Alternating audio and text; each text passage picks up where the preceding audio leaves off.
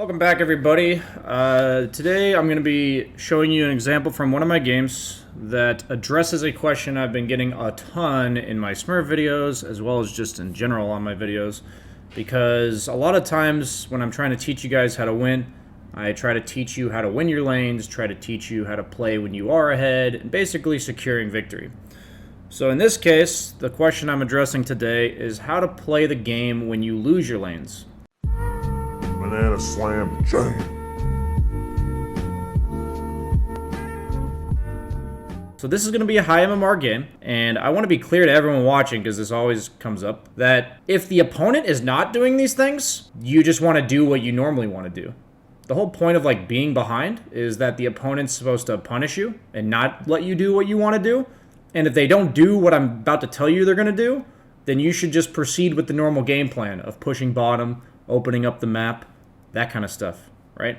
So I'm going to tell you, when people are ahead, what the recipe for success is and what becomes relatively predictable after basically talking to Koikfa. And the way he talks about getting trapped on the map and making sure the opponent responds to what you're doing on the map, what I realized was that when I was ahead, I knew exactly what to do. You know, go push bottom, force them to respond, maybe go farm ancients afterwards, maybe force the fight. But when you're behind, it takes a little bit more critical thinking, or at least higher understanding of the game. So that's what we're going to be talking about right now. So in this case, it's 10-4 in favor of the opponent. I lost my safe lane tower. They 4-man ganked me. Both my other lanes lost. My Sand King was level 4 when the Gyro was level 6. And the Phoenix was 1 or 2 levels ahead of my mid-Wind Ranger. So we're down 2,000 gold at 11 minutes. We've lost our top tower. So with these heroes, what almost always happens is they're going to, not these heroes, this situation, they're going to take your top tower, as we've talked about, and then they're going to collapse on your mid tower. So what I really learned from Koikfa is that if you're behind, you just have to not play in the area that the opponent wants. So what I mean by that is, a lot of times, what I used to do is if I was losing in this scenario, I would go bottom. Because I'm like, oh, I got to open up the map, I got to force them bottom. And then what would happen is, they would do what they're doing here, where they're going to rotate towards mid, I would TP bottom, and then just 3 heroes would run at me. And then they would keep 2 heroes here, 3 heroes would come to me, and then I'm just pinned. I'm literally pinned right here. Where do I go? If I'm weak, we're losing by 2,000 gold, if I TP here, they're just going to bring 3 heroes here, leave 2 heroes mid, and then they're going to invade my triangle, and that effectively leaves us with nothing. So here's what I've realized. The ideal game plan for the opponent is to push top and then invade mid. That's what they're going to do every single time. And also, it's icing on the cake if they can stop me from doing what I want to do. So what I've realized for not getting stuck in your base is you have to play as far away from what you want to do as well as what they want to do as possible. So in this case, I actually stay top. And this is a weird thing to visualize. But I know in the past I wouldn't have done it. And this is what ends up happening. So we'll play it out. We'll play it out for you guys to see. We'll free camera this shit up. The opponent's going to roam on mid. I'm just farming this camp, waiting for this to push in. If they end up diving me top, that's a little crazy since they had 3 heroes mid. It would also be super obvious because their 3 heroes would run like this.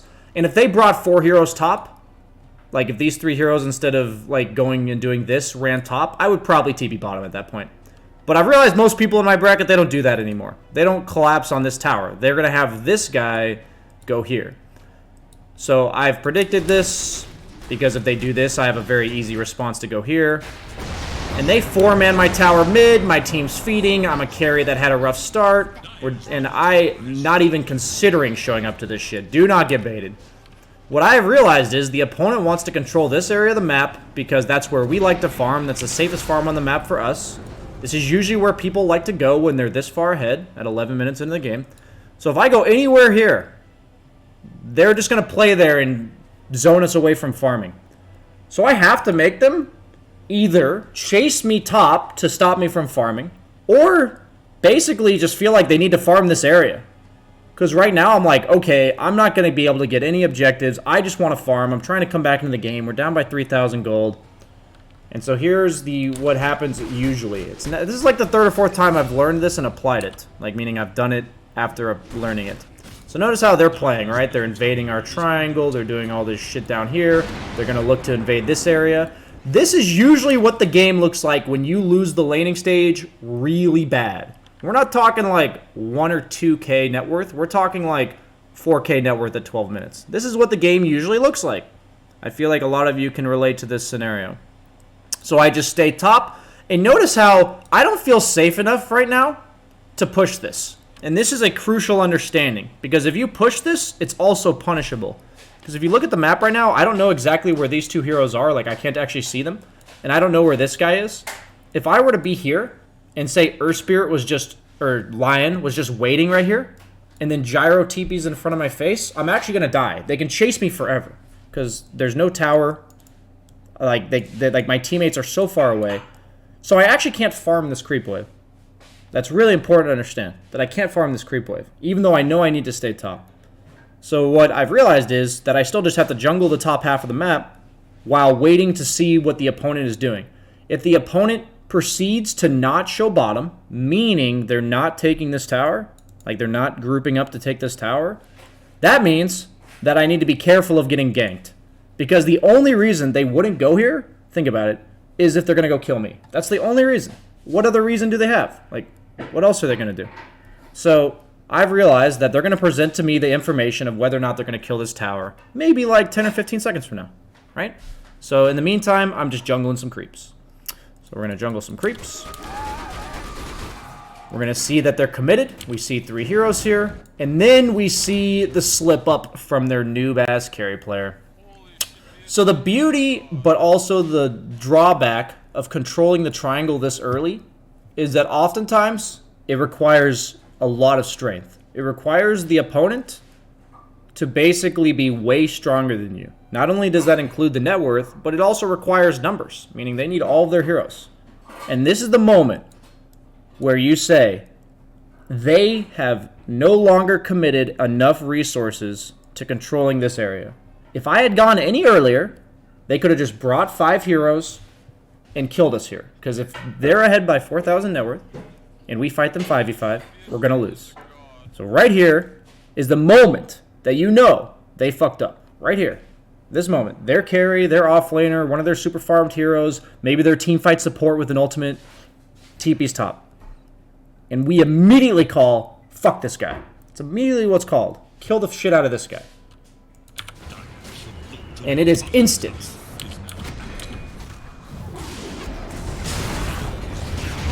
This is the only way you're ever going to make comeback team fights. This is the only way. Favorable numbers. We end up getting this kill. We kill the Earth Spirit. We trade 3 for 1.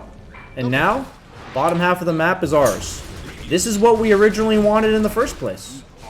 But because the enemy team isn't bad, they're not just going to give this to us for free. And notice how game-ruining this TP is from Gyro. He does have a TP to come back, but we're willing to play here even though we are still losing. We're still willing to play here. But we're like, okay, we're still not strong, so we're not going to like force the tower. But since Gyro's still not here, maybe we can take a fight slowly. Okay, we force reactions. Notice how it's all about forcing reactions. So I left top and killed them at our triangle because they weren't strong enough to fight us 4v5. Like, they were fighting us 4v5. That's the best opportunity we're going to get. 4v5 without one of their heroes, right? Without one of their farmed heroes. And now we forced 4 of them bottom, which just allows us to do the exact same thing again. That's all it is. We just back off. My Wind Ranger's going to push mid. I'm just going to farm triangle to see what they do first. I say camp high ground because we still have black hole. But most notably, there's a wave pushing in. My Wind Ranger's farming it. We're going to put some pressure on mid that they're going to have to respond to. Look at this. And then we see the Beastmaster top. And I say to fight again. I say, they don't have Beastmaster. What the fuck are they doing here? And we just kill them again. The enemy team is going to fuck up this shit. Like, this guy is trash for doing what he's doing here. So, now, the obvious question people are going to ask is, if Beastmaster's doing this, what am I supposed to do if I'm the Lion, or I'm the Phoenix? The whole point is, what I'm telling you, is you guys can't control the triangle at 12 minutes into the game, 15 minutes into the game, with just 4 heroes. You just can't do it most of the time, almost never. Beastmaster or Gyro TP's top like this, you just have to give it up. Like, you literally just have to let them have their triangle back. You can't do both. That's called, like, overextensions, out of position. Like, not investing enough resources to take an objective. There's 2 mistakes going on. The first one is that Beastmaster and Gyro went top. The second one is that their team stayed bottom and proceeded to try to do the objective anyway. Those were the 2 major mistakes.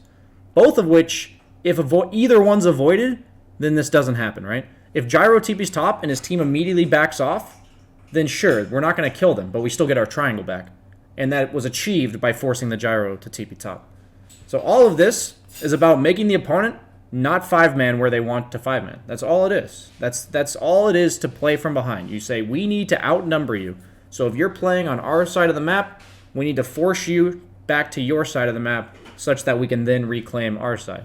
It's this back and forth thing where we're just, the only way we can come back is by forcing them to split up. And even though it's quote-unquote split pushing, it can be done on any hero. Like, it doesn't have to be a PL, it could be a PA, it could be Slark, you know, it doesn't have to be a specific carry.